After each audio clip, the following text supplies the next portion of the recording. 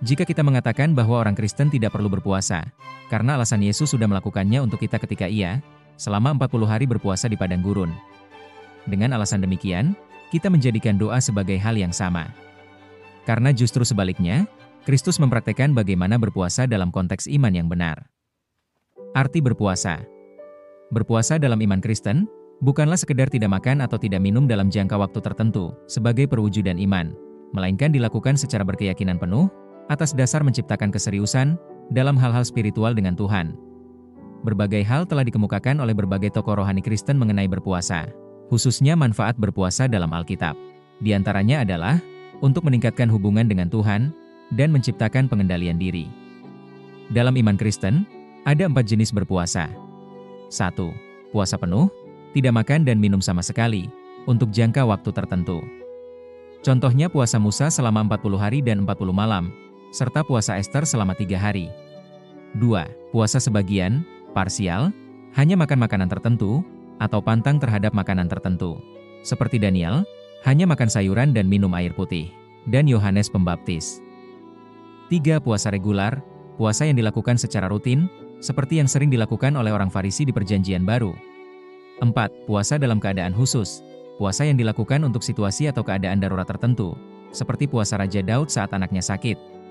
Karena berpuasa berperan besar dalam hal-hal menekan kedagingan dan melatih roh, maka dalam iman Kristen, siapapun disarankan untuk berpuasa, selama itu tanpa paksaan, dan bukanlah kewajiban yang konsekuensinya kebinasaan jika tidak dilakukan. Tempat berpuasa. Sebagaimana yang orang Kristen yakini, bahwa tidak ada tempat khusus seseorang berpuasa. Karena tidak seperti berdoa, yang prinsipnya membutuhkan keadaan. Hanya saja, beberapa orang demi melatih rohnya, atau karena perintah Allah, harus mengisolasi dirinya supaya maksud Allah terlaksana. Matius 4 ayat 1-2, maka Yesus dibawa oleh roh ke padang gurun untuk dicobai iblis. Dan setelah berpuasa 40 hari dan 40 malam, akhirnya laparlah Yesus. Itu dilakukan Kristus, juga beberapa orang pilihan seperti Musa, Daud, dan mungkin juga ada beberapa orang Kristen zaman sekarang yang melakukannya. Jadi, secara prinsip, puasa tidak terbatas pada tempat, ruang, dan waktu, melainkan keyakinan iman perorangan, atau kesepakatan berkelompok. Keadaan berpuasa. Alkitab mencatat, arti mendalam ritual berpuasa, yang tidak hanya menunjukkan keseriusan, atau menekan kedagingan, tapi juga merujuk pada perkabungan. Karena puasa juga dianggap seperti halnya doa, tapi dilakukan pada hal-hal besar, seperti perkabungan. Puasa sering dilakukan untuk memohonkan suatu keajaiban, seperti pengusiran roh jahat, atau memohon belas kasihan Tuhan Allah, dalam hal kehidupan. Banyak contoh yang dicatat Alkitab, misalnya, puasa Ester, yang memohon keadilan, dan Elia yang memohon hujan, juga Daud ketika anaknya sekarat. Tapi yang paling menjelaskan arti puasa itu sendiri, adalah puasa Ahab, Raja Israel, ketika Elia bernubuat tentang masa depannya dan kaum keluarganya. 1 Raja-Raja 21 ayat 27. Segera sesudah Ahab mendengar perkataan itu, ia mengoyakkan pakaiannya, mengenakan kain kabung pada tubuhnya dan berpuasa. Bahkan ia tidur dengan memakai kain kabung, dan berjalan dengan langkah lamban. Tuhan Allah memandang puasa tersebut sebagai bentuk permohonan manusia, yang sadar dan mengakui kekuasaannya, dengan merendahkan diri.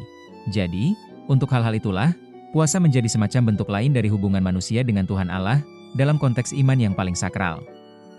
Waktu berpuasa.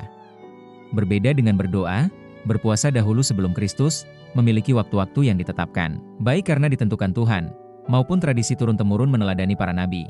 Tapi dalam iman Kristen, puasa tidak lagi sebagai apa yang ditentukan Tuhan, melainkan tradisi beberapa aliran, seperti Katolik, yang berpuasa pada setiap hari Jumat, dan Ortodoks, pada setiap Rabu dan Jumat untuk mengenang pengkhianatan, dan penyaliban. Matius 9 ayat 15. Jawab Yesus kepada mereka, "Dapatkah sahabat-sahabat mempelai laki-laki berduka cita selama mempelai itu bersama mereka? Tetapi waktunya akan datang, mempelai itu diambil dari mereka, dan pada waktu itulah mereka akan berpuasa." Jadi, itu semua tidaklah berarti bahwa puasa itu diwajibkan, tapi dilakukan tanpa syarat, karena murni sebagai pernyataan iman yang paling dalam. Puasa yang benar. Bukan sebagai kewajiban bagi iman Kristen seseorang berpuasa, melainkan kehendak dirinya sendiri, yang dalam pergumulan iman yang berat, mengadopsi nilai-nilai kehidupan umat Yahudi, yang merupakan asal mula dari lahirnya kekristenan, sehingga orang Kristen pun berpuasa untuk meneladani itu semua. Matius 6 ayat 16-18, "Dan apabila kamu berpuasa, janganlah muram mukamu seperti orang munafik. Mereka mengubah air mukanya, supaya orang melihat bahwa mereka sedang berpuasa. Aku berkata kepadamu, sesungguhnya mereka sudah mendapat upahnya. Tetapi apabila engkau berpuasa, minyakilah kepalamu dan cucilah mukamu, supaya jangan dilihat oleh orang bahwa engkau sedang berpuasa, melainkan hanya oleh Bapamu yang ada di tempat tersembunyi. Maka Bapamu yang melihat yang tersembunyi akan membalasnya kepadamu. Dalam hal ini pun, iman Kristen tidak mengajarkan atau meyakini bahwa puasa adalah bagian dari kewajiban iman, melainkan sebagai keseriusan iman yang dibuktikan dengan perbuatan dalam wujud berpuasa. Jadi, jika berdoa adalah permohonan iman, maka berpuasa adalah keseriusannya. Yang menguatkan pernyataan doa bahwa permohonan tersebut adalah benar dan sungguh-sungguh.